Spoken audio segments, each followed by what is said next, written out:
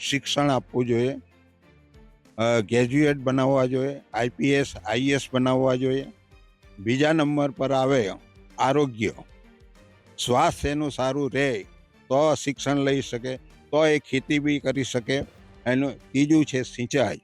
એને બધી રીતના આજે ડેમો બનાવીને પાણી બીજે આપી દે છે, વેચાણ કરે છે, ચોરી કરે છે. એના બદલે આ વિસ્તારના લોકોને એની જમીનમાં પાણી મળે, એના પ્રોજેક્ટ બનીને એને લાભ થાય, એ જાતની વ્યવસ્થા જ્યાં સુધી નહીં કરશે ત્યાં સુધી આદિવાસીઓનો વિકાસ કોઈ આ ગુજરાતમાં થવાનો નથી અને દેશમાં પણ થવાનો નથી.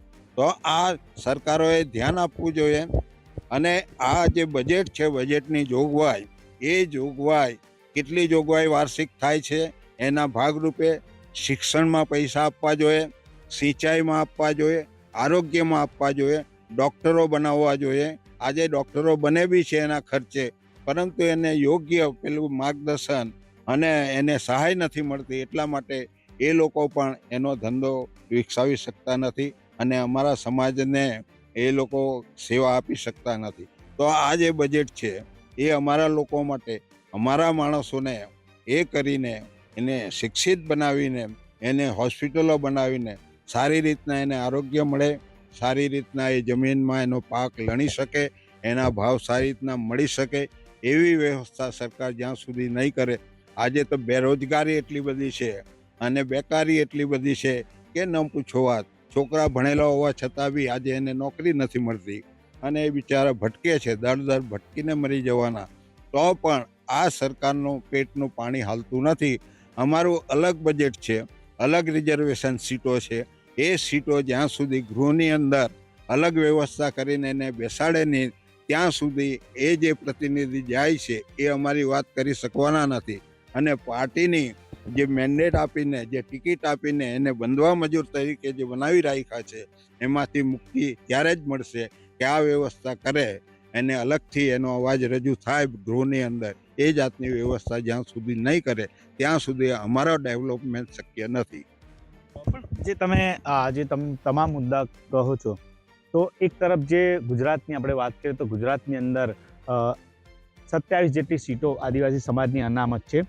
આદિવાસી સમાજના મંત્રી પણ આદિવાસી સમાજના છે, કુબેર ડિંડોર છે, રાજ્ય કક્ષાના મંત્રી છે કુંવરજી હળપતિ. તો મેં કહ્યું કે એ બધા બંધવા મજૂર જ છે એટલે બોલી શકતા નથી ને.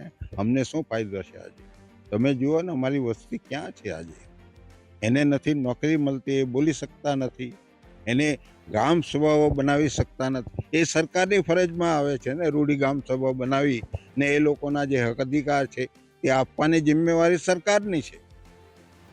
સરકારની જે છે તમે કહો છો કે જિમ્મેવારી, પરંતુ ખાસ બીજો એક સવાલ આપણે કરીએ કે આદિવાસી સમાજના જે નેતાઓની વાત કરીએ તો નેતાઓ આજે ભારતીય જનતા પાર્ટીમાં છે, કોંગ્રેસમાં છે, તો એ પક્ષમાં જઈને સમાજ માટે કામ કરે છે કે નહીં, કે પછી એના માટે એ લોકો ત્યાં ગયા પછી શું કરતા? મેં કહ્યું ને કે એ લોકો ત્યાં બંધવા મજૂર બની જાય છે એટલે કોઈ જાતની દલીલ કે વાત અમારા સમાજ માટે કરી શકતા નથી. આટલા બધા પ્રોજેક્ટ આવ્યા છે, સ્ટેચ્યુ ઓફ યુનિટીનો દાખલા તરીકે, બરાબર, એમાં એક બી આદિવાસી સાંસદ કે ધારાસભ્ય બોલી શકતા નથી કે ભાઈ આની અંદર આ લોકોની જમીન નહીં લેવી જોઈએ, એને યોગ્ય પાણી મળવું જોઈએ. એવી આજ દિન સુધી ક્યાં ફરિયાદ કરી છે એ લોકોએ?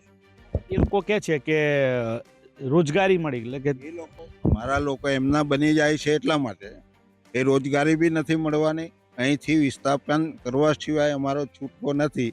એ જાતની પરિસ્થિતિ આ લોકોથી પેદા થઈ છે ને એનો અમે લોકોને કહીને એને સખત વિરોધ કરાવશું અને અમે એક દિવસ એમાં સફળતા પણ મેળવીશું એવી મને પૂરેપૂરી ખાતરી છે.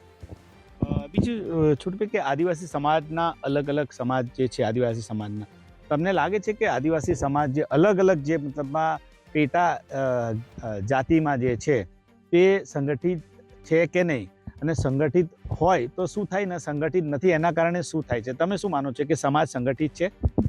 બિલકુલ સંગઠિત થવાનો છે, કેમ કે પરિસ્થિતિ અમારી સામે એટલી ભયંકર આવી રહેલી છે કે બધા અમારા જેટલા બી પેટા સમાજો છે બધા એક થવું પડશે. અને એ જ્યાં સુધી એક નહીં થશે ત્યાં સુધી આ લોકો એમનો જે દોર છે લૂંટવાનો એ ચાલુ રાખવાના છે. એટલે ન છૂટકે બી અમારા લોકોને ગમે નહીં ગમે તો પણ ભેગા થવું પડશે. અત્યારે છે કે નહીં સંગઠિત? અત્યારે બી છે, પણ છૂટ એટલા માટે એ લોકો ખરીદ વેચાણ સંઘ જે ચાલે છે, બધા સહકારી માળખા અંકે કરીને ત્યાંથી પૈસાઓ આપી ખાવાના, આ બધું છે. એની પૈસા આપીને ભાગલા પડાવવાની સાજિશ છે. કારણ કે દેશની અંદર જે કંઈક પ્રોપર્ટી છે, જે કંઈક ભૂગોળ છે, એની અંદર બધું મોટા ભાગે ટ્રાઇબલ એરિયામાં છે. ખનન કરો, પાણી કરો, ડુંગર, નદીઓ, એ બધા આદિવાસીઓના હકની વાત છે. આદિવાસી વિસ્તારમાં આવેલા છે, એટલે આના જ્યાં સુધી ભાગલા નહીં પાડે ત્યાં સુધી એ લોકો લૂંટી શકતા નથી. અમારા પ્રયાસ રહેશે એ બધાને ભેગા કરી ને આ વસ્તુ બચાવવા.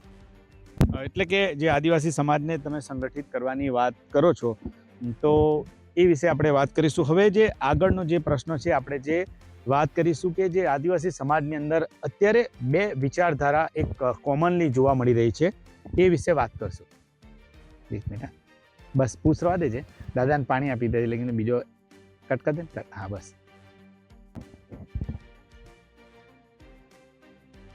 તો આપણે જે વાત કરીએ, હવે જે બીજા અન્ય જે મુદ્દાની વાત કરીએ, તો આદિવાસી સમાજની અંદર અત્યારે બે વિચારધારા જોવા મળી રહી છે. એક વિચારધારા છે કે આદિવાસી હિન્દુ છે, અને આદિવાસી સમાજ હિન્દુ છે એ બાબતનું પુસ્તક પણ છોટાઉદેપુર જિલ્લા ભાજપના પ્રમુખ ઉમેશ રાઠવાએ લખ્યું છે, અને આ પુસ્તકને યુનિવર્સિટીની અંદર અંદર પણ અભ્યાસમાં લેવા પણ આવી રહ્યું છે. ત્યારે આ બધાની વચ્ચે બે વિચારધારા ચાલી રહી છે કે આદિવાસી હિન્દુ છે અને એક તરફ આદિવાસી હિન્દુ નથી. અને આદિવાસી સમાજના જ અલગ અલગ જે નેતાઓ છે તેમના આ મુદ્દે બયાન આવતા હોય છે. ત્યારે આપણી સાથે છોટુભાઈ છે, એમને આ મુદ્દે પણ પૂછી લીધું કે આદિવાસી સમાજ હિન્દુ છે કે નહીં. અમે બિલકુલ હિન્દુ નથી.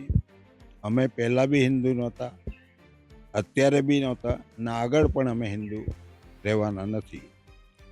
અમે આદિવાસી છે, અમે જનજાતિના માણસો છે, અને આ દેશમાં આદિવાસી તરીકેની અમારી ઓળખ ચાલુ રહેવી જોઈએ. ને એટલા માટે હું ડિમાન્ડ કરું છું કે ગૃહની અંદર બી જેટલી રિઝર્વેશન સીટો છે એનું આઈડેન્ટિટી અલગથી ત્યાં થવું જોઈએ, તો જ આ સમાજના જે પ્રશ્ન છે એ હલ થશે. બાકી આ લોકો સાથે રહી ને કોઈ દિવસ આ સમાજના પ્રશ્ન, રિઝર્વેશન જે સીટો છે એનો કોઈ હેતુ બરાવવાનો નથી. એટલે હું તો બધાને કહું છું કે આના પર લડત કરો, અને ત્યાં પણ ડિમાન્ડ કરો કે અમારી સીટો અલગથી ત્યાં પહેચાન રહેવી જોઈએ આ દેશની અંદર, કે અમે આ દેશના માલિક છે. એ જાતની આ વ્યવસ્થા નહીં થાય ગૃહની અંદર, પાર્લામેન્ટમાં, વિધાનસભામાં, તાલુકા પંચાયતમાં, જિલ્લા પંચાયતમાં, ત્યાં સુધી અમારા નાના મોટા જે પ્રશ્નો છે એ ચાલુ રાખશે. અને એ પ્રશ્નના લીધે અમે દુઃખી થઈ જવાના છે. હજુ પણ બધા લોકો ભેગા થાય ને હું તો આ લોકોને એમ કહેવા માગું છું કે એમને કુદરત શક્તિ આપે આટલી સમજવાની. જે લોકો ચૂંટાઈને જાય છે તો આ સમાજને આ બધી વસ્તુમાંથી એને મુક્તિ મળે, એ જાતની વ્યવસ્થા થવી જોઈએ. તો જ આ સમાજ અહીંયા આગળ ટકી રહેશે, આ દેશના માલિક બની રહેશે, એવું હું પોતે માનું છું.